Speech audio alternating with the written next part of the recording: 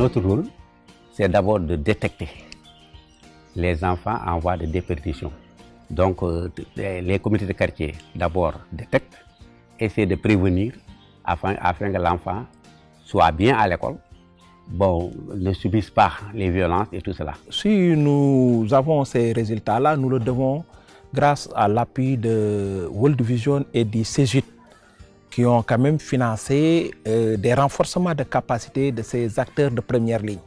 Et aujourd'hui, les acteurs commencent à comprendre véritablement le rôle qu'ils doivent jouer dans la protection de l'enfant au niveau du département.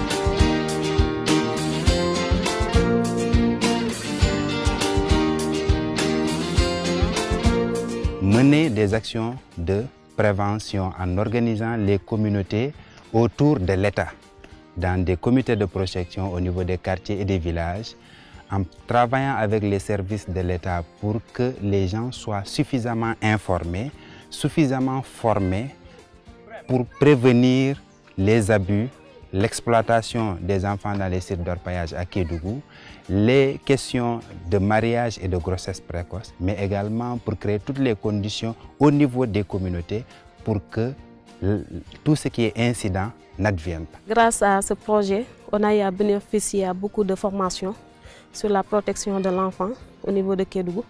Mais également, on nous a formés, surtout participé à beaucoup d'émissions radio parlant de la prévention ou bien de la protection de l'enfant. En tant qu'éducateur, mais également en tant que membre du CDP de Kédougou, j'ai été en tout cas coopté par le projet pour dérouler des forums communautaires dans différents villages, mais surtout dans des villages d'orpaillage traditionnels.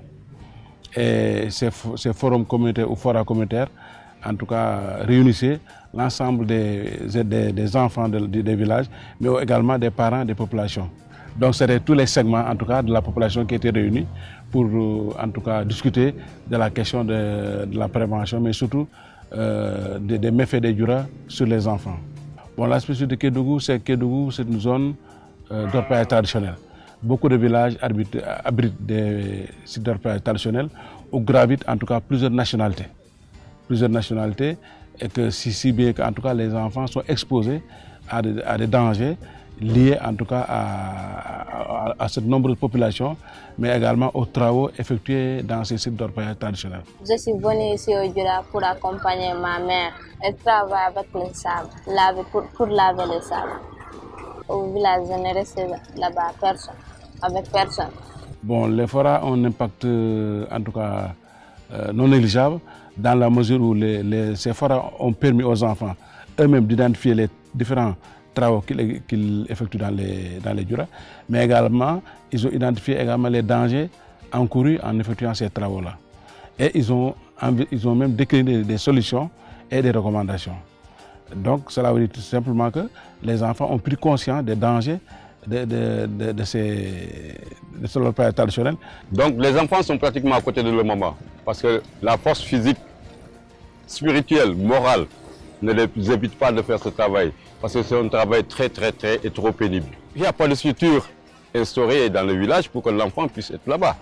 Donc on a toujours demandé des garderies d'enfants, on a toujours demandé des jeux pour les enfants, mais on n'en trouve pas, on n'en voit pas. Maintenant, je préfère aller à l'école, parce qu'étudier c'est bon, plus que venir au Djura. Pour étudier, c'est préparer ton avenir. Je voudrais être une maîtresse. Dans beaucoup de villages où le projet intervient, les conditions ont été créées par les communautés elles-mêmes à réduire l'intervention de l'enfant, fille comme garçon, dans le travail traditionnel d'exploitation de l'or.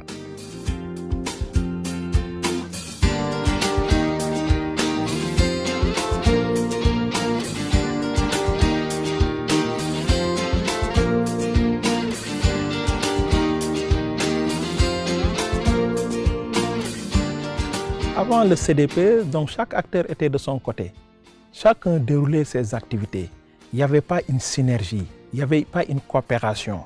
Mais depuis la mise en place, par exemple, du comité départemental de protection de l'enfant, il y a un système intégré qui est mis en place. Il y a un schéma intégré au niveau donc, du département.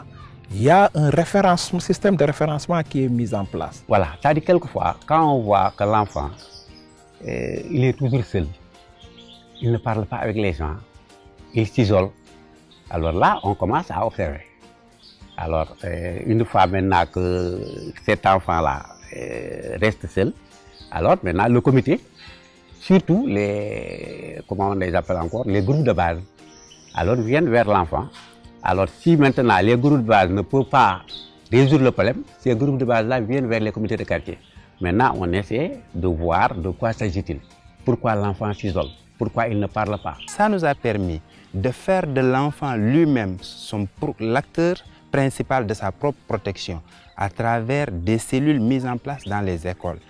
Dans toutes les zones d'intervention du projet, les cellules scolaires ont été les cadres qui ont permis aux enfants d'identifier les signes qui peuvent les mettre en danger, les signes annonciateurs potentiels de l'abus et de s'en prémunir, mais également d'être des vecteurs de cette information auprès de leur père enfant pour que, de façon globale, ils soient protégés. À travers cette formation, j'ai pu avoir la liberté d'expression, premièrement. J'ai pu aussi convaincre des enfants de l'être. Et je me sens plus à l'aise d'exprimer tout ce qui m'est arrivé auparavant.